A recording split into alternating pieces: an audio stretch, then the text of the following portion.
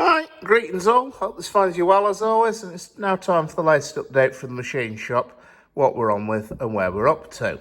All right, well, following on from last week, first of all, Mark, as my apprentice, has been busily measuring up various bits of Repton's motion to assess the bushes in this combination lever here and also the various pins.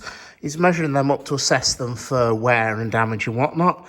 It's the first time he's done something like this. It's rather an important bit of his training because this is something I need him to be able to do. And to be fair to the lad, he's doing a good job. He's measured up both combination levers so far today, and we've basically discovered that of the 6 bushes in them, 2 of them, it's the top 2 bushes in the other combination lever are worn beyond repair, and there's also a couple of pins as well we need to replace. The way he's measuring them up, I've taught him how to do this because I prefer to do it this way, is using a bog standard telescopic bore gauge, which I find a very useful piece of kit. They're one of the few pieces of kit where I will actually recommend a make. These are Mitutoyo, very good tool indeed, and basically if you want a bore gauge, only buy Mitutoyo. Don't buy anything else, they're nowhere near as good. And so what you do is simply measure the bore with the gauge, and then in turn measure the gauge with the micrometer. You will then also use the same micrometer to measure the pin, so you're always comparing like with like. You're doing a relative measurement rather than absolute measurement, and in my opinion it's far more accurate. So the lad's been on with that, he's doing a grand job, and he's getting his head around that. There's going to be quite a lot more of that work for him, because as I said, it's something I need him to be good at, and it's also he's got a lot of Repton's motion to be going at. Because in turn, young Thomas Goulding has been busy at it as well. He's a lovely lad, is Tom, lovely lad. And what he's been on with Mark working on this as well, is he's been on with non-destructive testing all this motion. What we're doing here is the object of the exercise is to test the motion to make sure there's no cracks. To do that, we use a technique called dye penetration. The idea is, there's 3 components to dye penetration. Working, hang on. Let's get it all pointed in the same direction briefly. Working from left to right, there are 3 steps, creatively named number 1, number 2, and number 3. The first is a spray-on cleaner. This removes any grease, oil, paint, witches, or general unpleasantness from the surface of the metal. The second, in the middle can here, is a red dye, which I'll just pop the can off. There we go, it's got a little lighter. The first is a red dye, as you can see. Now the idea with that dye is it's quite liquid, and that dye will soak into any cracks or pores or any faults in the metal. So you leave that dye on for a couple of minutes to soak in, you then clean it off, and you then treat it with the last one, which is the developer spray, which looks a bit like sort of, I don't know, airbrush talcum powder. Now, what that is, it's basically chalk powder. Now, what happens is, when you spray that onto the surface, any of that dye which is in a crack or a pore or a hole or anything that shouldn't be there will be drawn via capillary action out into the chalk spray. And what you end up with is something that looks like this, which is one we actually prepared earlier. It's actually nothing to do with Repton's motion at all, but it is a part that's cracked. It's the cup out of the piston packing assembly for Repton, and I said last week we noticed it was cracked. Well, as part of Mark's training to use this, I deliberately took this part, and you will see how on the white chalk spray, very thin pink line has appeared going vertically up the body. Well, that pink line is in turn a crack within the material. I mean, to be honest, we actually knew it was there before we tested it, but it served as a very handy piece of training and a piece of illustration to show how it works. So anyway, Mark and Tom have been through all of this motion. They've NDT'd the whole lot, recorded it with photographs as they've gone along. We found no cracks, flaws, or other damage anywhere there shouldn't be. So that's excellent, and we're now ready, as Mark's now moving on to measuring up bushes and pins to assess for wear. What we've got here is most of the left-hand side motion and a goodly chunk of the right. There's still odds and sods of the right motion that's missing. There's a return crank for a start, and also a lifting link.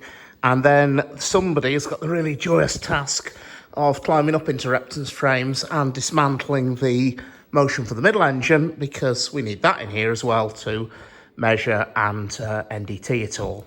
So that's one job we're on with. There's also another bit of Reptile's motion sat there in the form of an expansion link that has also been rather skillfully NDT'd by the lads. And we can also see, actually, without measuring it, I can tell you there's a problem with that bush, because there should be a thrust ring there, which is obviously worked loose at some stage. There isn't a thrust ring on the other side either. So I can tell straight up, without measuring anything, that bush needs 2 thrust rings. But Mark will go on and measure it later on, and he can tell me what's actually wrong with it. Another bit of Reptile that's come in is the hydrostatic lubricator. This is in for a general, well, it's not really anything wrong with it, but there's a few fittings on it, like this fitting here and some of the others, where while we've got the engine stopped for a while, we're going to whip some of those fittings off, replace them, but I'm also going to use the opportunity to generate a set of drawings so we've got a full record of some of these fittings, so that then if we need more in future, instead of having to pull the lubricator off and take the engine out of service, we can simply go to our drawing archive, pull a drawing out and go, oh yes, we need one of these valves or a restrictor or whatever, go straight to the drawing that's on record and produce it. And so that's why that's in here. Other work that's been going on is I've had 2 of my regular volunteers in. The first is Brian, a smashing bloke. You may have mentioned quite a few times in this. That's mainly because he's in and he's doing an absolutely sterling job. These are some bits he's just finished for some gauge frame fittings for the crane. He's finished these off today. It's a lovely job. So all they need is a screw thread putting onto them, but that'll actually be done on a production basis on the Ainges threader on the Colchester lathe. So for the moment that can wait, because it really won't take very long to do. And then the next job he's moved on to is a quick job for the diesel department, which is some nuts for the turbo on Helen Turner, which is currently the Class 24, it's currently under overhaul. Bob has provided us with an excellent high-quality drawing.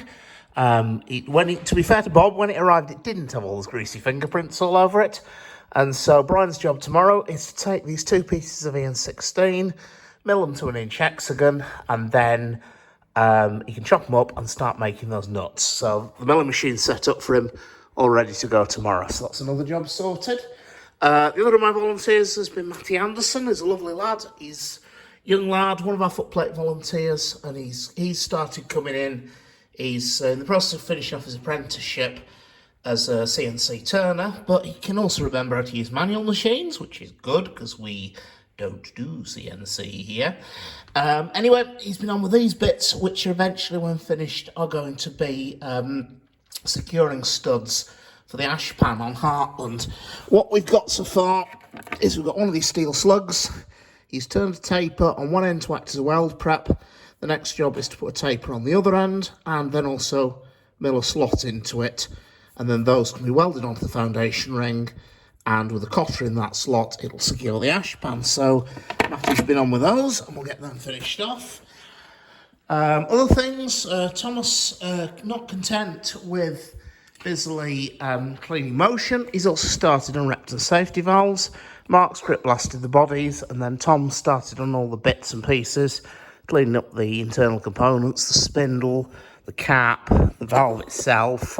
And so they're all cleaned up now, so they're now ready for me to go through, measure them up, because the critical thing with these safety valves is there's a clearance in here which needs to be set. Let's see if I'll find the drawing for it. There we go. Right.